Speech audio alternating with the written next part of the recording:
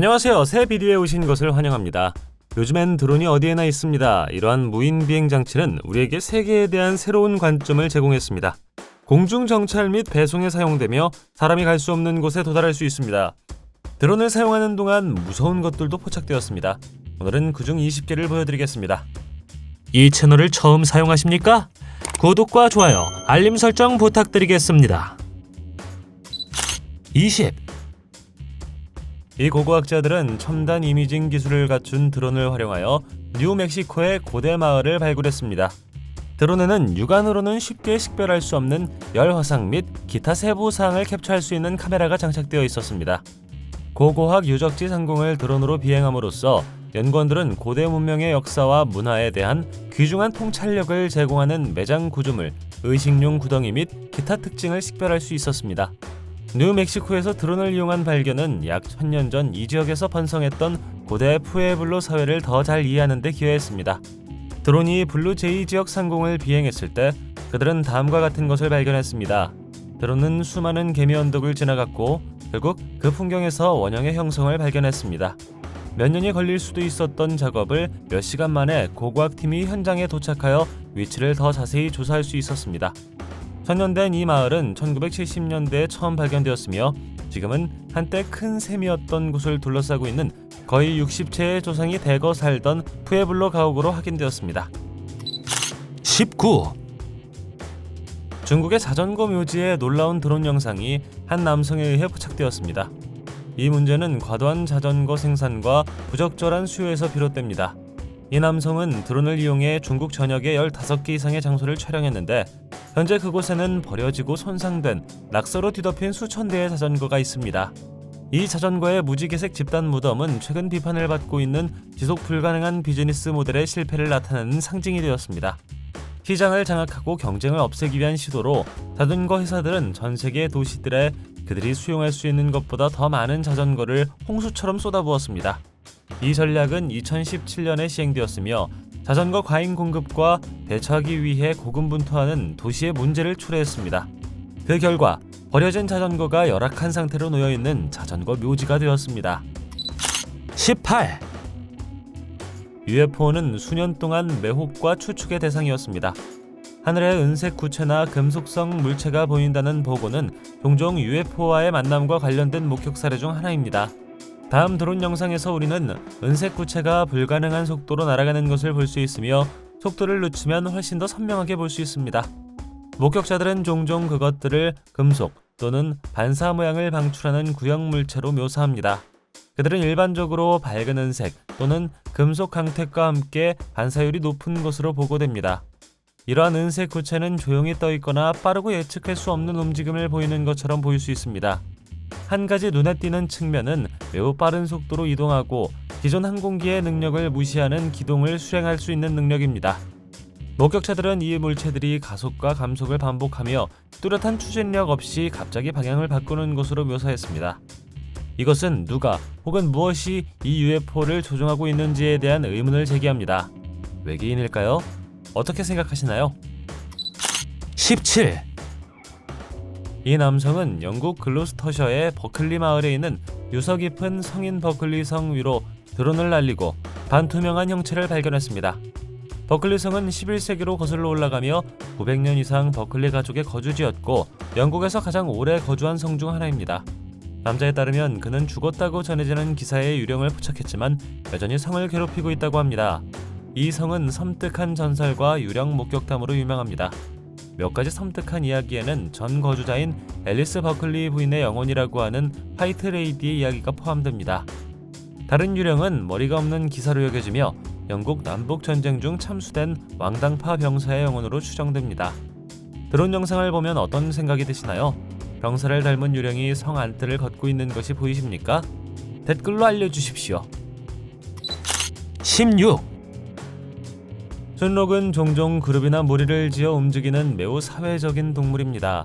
그러나 여기서 우리는 그들이 원형 패턴으로 걷는 특이한 행동을 목격합니다. 순록이 원을 만들 수 있는 한 가지 이유는 보호를 위해서입니다. 야생에서 늑대나 곰을 만났을 때 순록은 본능적으로 원형으로 모일 수 있으며 성체는 바깥쪽 고리를 형성하고 중앙이면 어린 순록이 있습니다. 이 배열은 포식자를 억제하는 데 도움이 되며 포식자를 감지하고 탈출할 수 있는 더 나은 기회를 제공합니다. 술록의 서클은 목축 중에도 발생할 수 있습니다. 술록 목동은 무리를 관리하고 이동시키기 위해 다양한 기술을 사용하며 그 방법 중 하나는 동물의 방향과 움직임을 제어하기 위해 원형 대형을 만드는 것입니다. 목축업자들은 술록을 둘러싸서 술록을 특정 방향으로 이끌거나 특정 지역에 머물게 할 수 있습니다. 여기에서 볼 수 있듯 어느 시점에서는 그들이 영원히 같은 원을 계속 걷기 전에 패턴을 끊어야 합니다. 15. 고립된 민족으로도 알려진 접촉되지 않은 부족은 외부 세계와 거의 또는 전혀 접촉하지 않은 집단입니다. 이 부족들은 종종 아마존 열대우림과 같은 외딴 지역과 접근하기 어려운 지역에 살고 있습니다. 이 드론 이미지는 브라질에서 발견된 향을 휘두르는 전사 부족을 묘사합니다. 그들은 오두막에 살고 붉은 몸 페인트로 몸을 덮으며 고대에 가장 가까운 것으로 보입니다. 아마존 지역의 미접촉 부족으로는 야노마미족, 아와족, 마세스족, 이솔라도스 두알토 엔비라족 등이 있는데 이들 부족은 알토 엔비라 강을 따라 외딴 지역에 살고 있습니다. 그들은 독특한 얼굴과 페인트, 외부인과의 접촉을 피하는 것으로 유명합니다. 그러나 이 집단 내의 부족들의 정확한 숫자와 구체적인 정체성은 완전히 알려져 있지 않습니다. 한편 야노마미족은 브라질과 베네수엘라의 국경 지역에 거주하고 있습니다. 그들은 아마존 지역에서 가장 큰 미접촉 부족 중 하나이며 인구는 약 3만 5천 명으로 추산됩니다. 야노마미족은 조상의 땅과 깊은 유대감을 가지고 있으며 공동체 생활, 타머니즘 관습, 야노스라고 불리는 독특한 공동가옥 등 독특한 문화로 유명합니다. 14.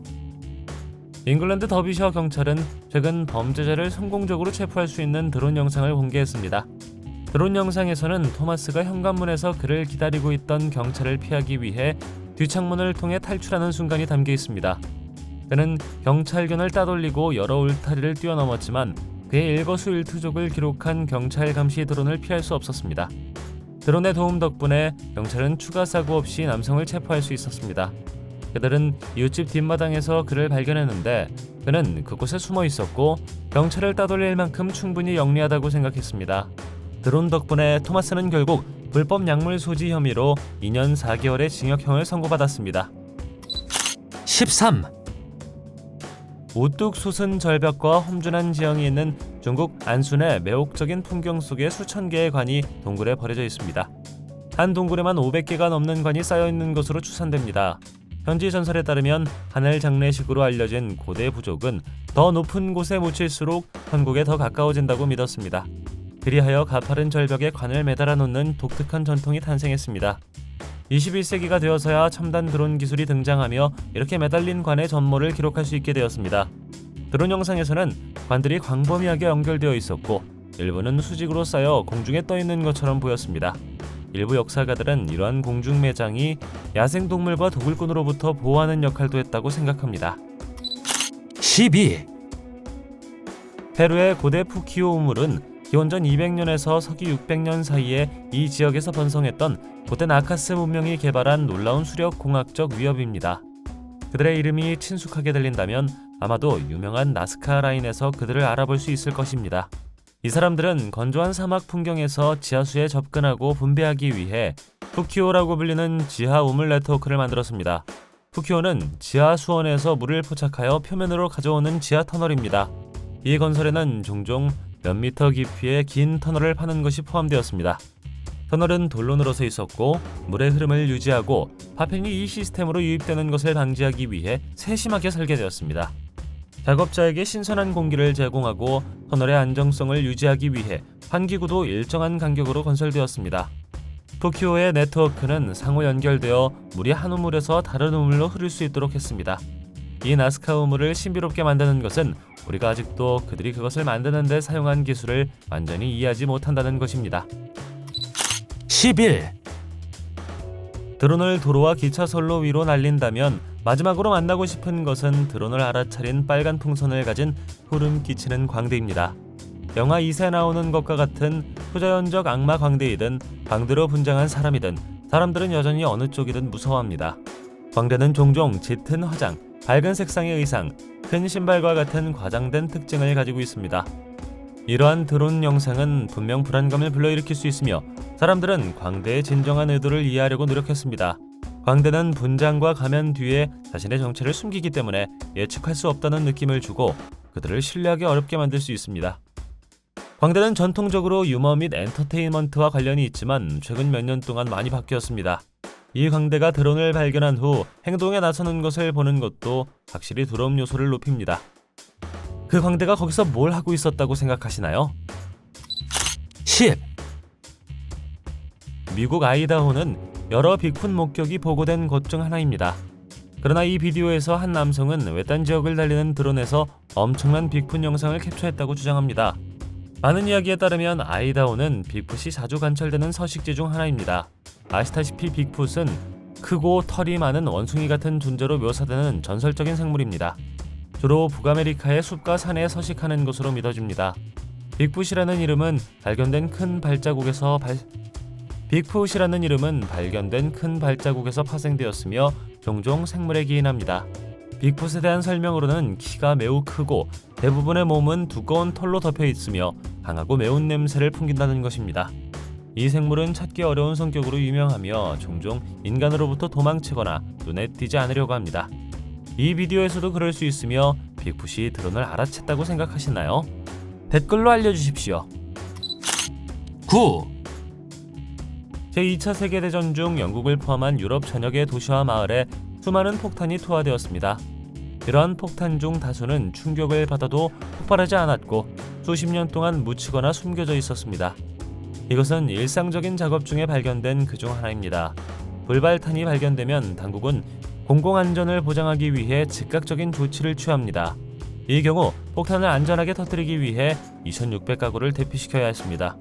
인근에 살던 많은 사람들이 도시 전역에서 폭발을 느꼈다고 보고했습니다. 어떤 사람들은 벽, 창문, 문, 지붕이 파손된 집을 찾아 돌아왔습니다.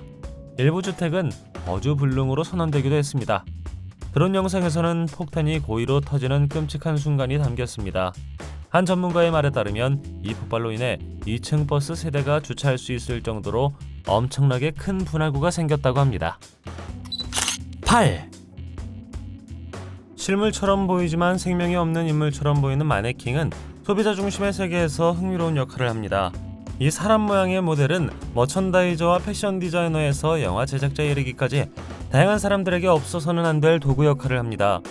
그들의 일상적인 성격에도 불구하고 그들은 영국 링컨셔의 외딴 지역에서 특이한 이야기의 중심에 있습니다.